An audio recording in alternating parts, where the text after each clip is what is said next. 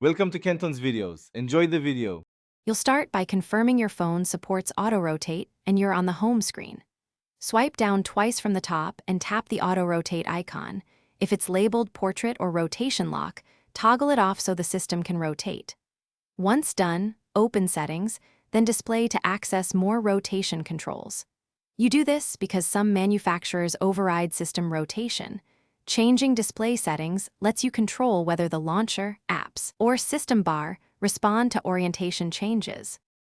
Next, make sure both system and launcher allow rotation. In display, enable auto-rotate and any adaptive rotation features the phone offers. This ensures sensors and UI agree. Then open your home app entry in Settings or long press the home screen and go to Launcher Settings to enable home screen rotation if available. Once set, force the launcher to reload by reopening it or swiping it away from recent apps. Doing this aligns the launcher with system settings, so the home screen Finally, test by turning your device to landscape and observing icon placement, widgets, and the dock.